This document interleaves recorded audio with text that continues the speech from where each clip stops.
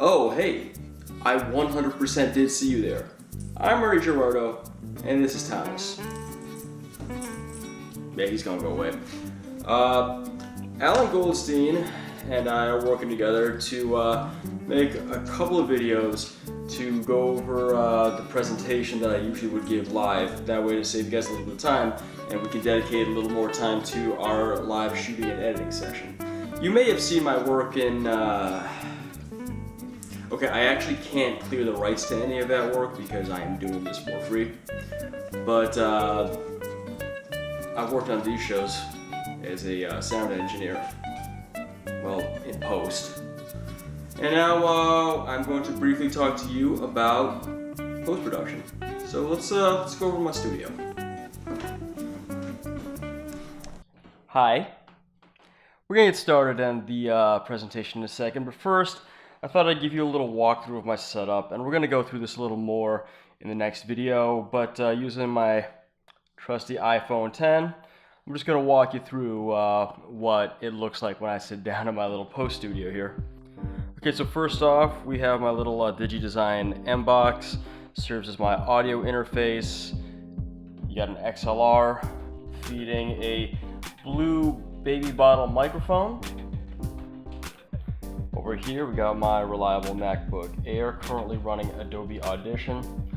And then right over here is a Canon M50 with the new fast prime lens and a Rode video mic, and you actually are going to be seeing this in your live shooting session.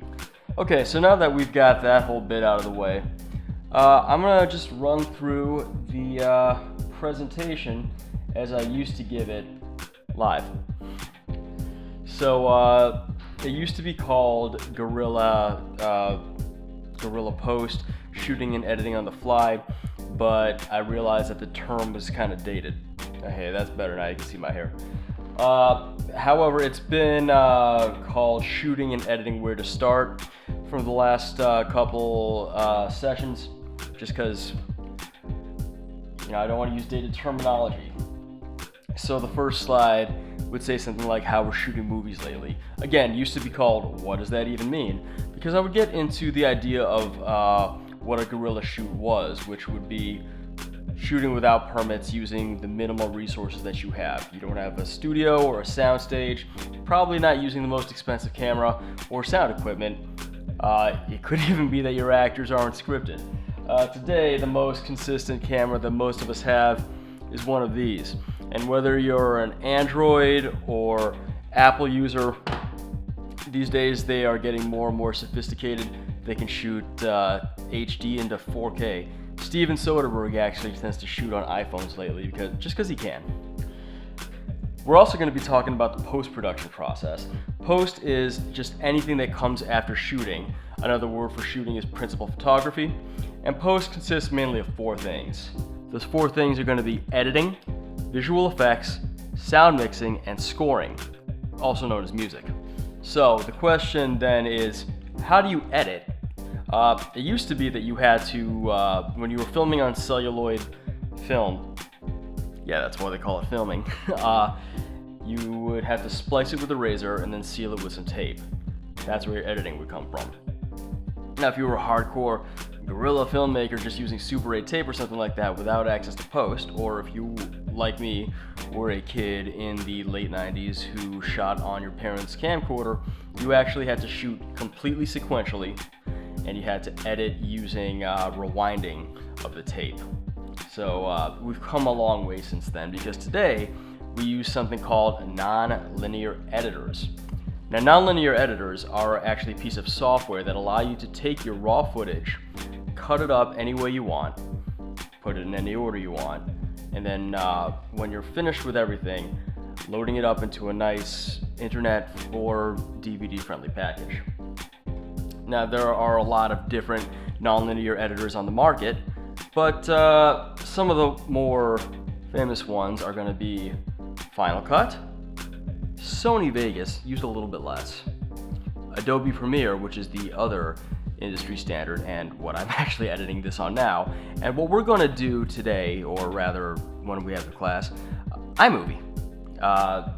These are all pretty easily accessible in the consumer market, so find one that has a workflow that's interesting to you and go for it.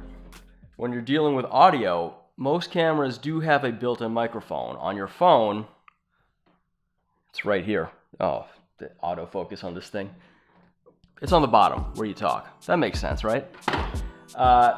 However, when you're at a distance, well, sometimes the camera doesn't pick everything up. So in that case, you're going to want a dedicated audio mixer. In professional film settings, as you'll see in the slide here, you'll have a boom mic operator. That's a guy who holds a special mic called a shotgun mic over the heads of the people who are speaking, and the pickup pattern of that is cone-shaped. So that way everything inside the cone picks up sound and everything outside less so. It goes a long way in making sure your dialogue is a little clearer. You can also do like a pin-on microphone called a lavalier. That's usually what people on stage and TV and movies use, because they have a dedicated audio pack for that as well. However, if you're in a situation where all you have is your cell phones, if one is dedicated to shooting, you can actually use the voice memos application to record your sound. We'll get into how to sync those things up later. Then, when you've finished doing your principal photography with your sound, you can also do your mixing in audio post-production. Audio post is usually the last step because after all of your edits are done, all your visual effects are in there, that's when you're going to want to put in your sound effects, mix your dialogue, add your music. Audio post is always the last step. And these days, we use something called digital audio workstations, DAWs. Some prominent examples include GarageBand. That's the one that comes with your Mac, and we're actually going to be working in that in the live class.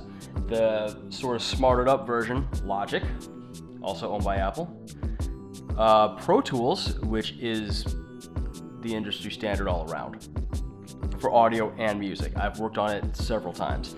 And what I'm using right now, Adobe Audition. That's the presentation as we do it. Hopefully it was a little less time consuming than when it is when I'm speaking in front of you. So that's it for the basics. The next video, we're going to just go over some very rudimentary shooting and audio recording techniques. And then in the live session, we're going to put everything we learned together. We're going to make a movie. We're going to edit it in iMovie in real time. So thank you, Allan, for having me do this, and I'll see you guys in a little bit.